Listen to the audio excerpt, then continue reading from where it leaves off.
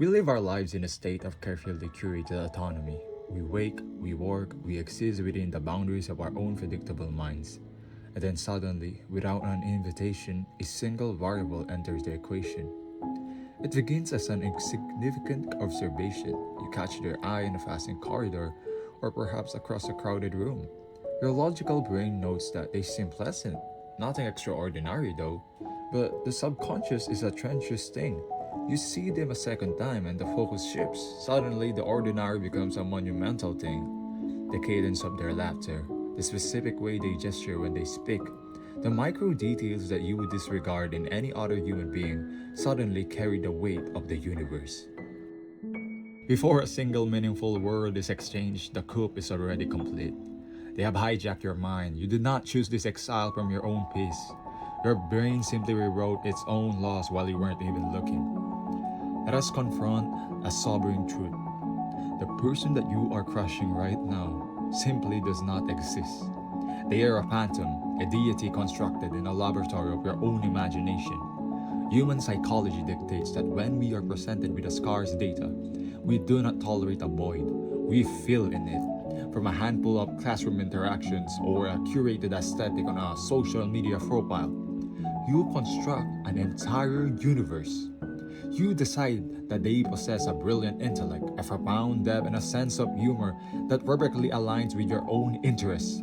You feed your mind the raw ingredients of a highlight reel, the best lighting, the wittiest captions, and ignore the baseline realities of a human existence. You do not imagine them waking up from a morning bread, losing their temper, or simply being boring.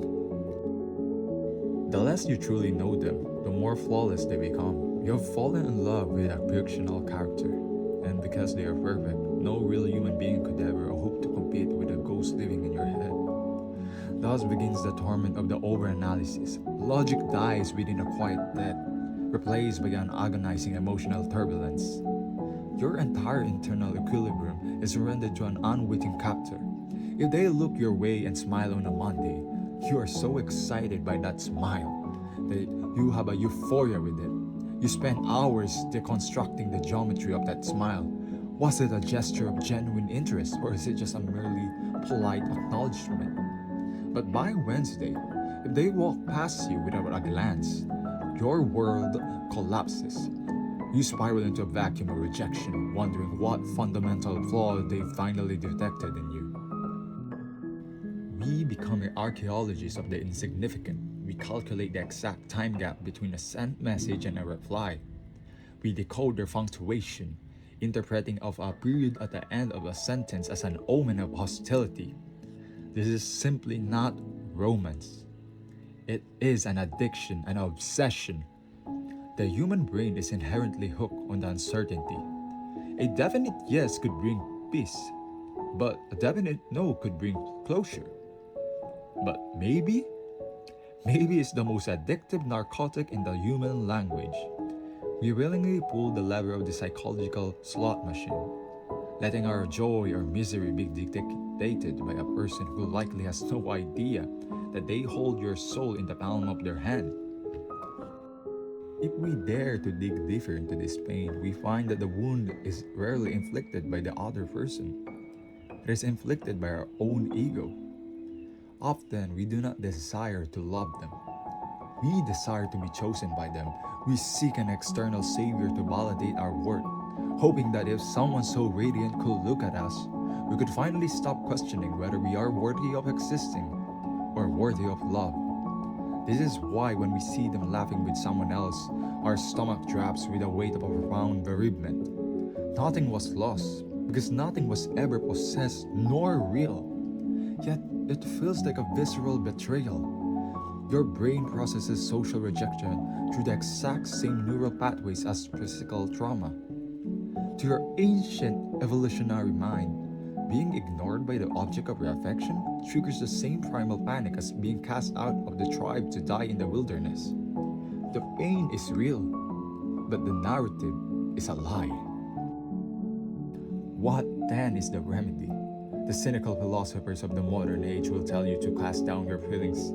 They preach a gospel of emotional isolation, to treat vulnerability as a weakness, to retreat to the gym, to prioritize your wealth and to feel nothing. But that is the cowards exist. To insulate yourself from the risk of pain is to forfeit the very texture of being alive. A crush, with all its ridiculous misery, is a beautiful piece of human architecture. It makes the world feel electric. It is a low-stake crucible where we learn the discipline of our own emotions. It is the ultimate training ground. When the anxiety hits, we must learn to sit with the discomfort of the unknown without demanding validation from a stranger's social media feed. We must learn to look at the ghost we built and gently separate the fantasy from the real, flawed human being standing in front of us. Real relationships do not possess the frantic, destabilizing vertigo of a crush. They are built on a quiet, beautifully mundane reality of being truly known. But until you reach that shore, do not let your imagination rob you of the present. Enjoy the madness of the illusion. Learn from the sting of the ego, and remember, while you are busy decoding a passing glance in the hallway, your actual life is happening all around you. Remember, don't look so hard at the reflection that you miss the whole world around you.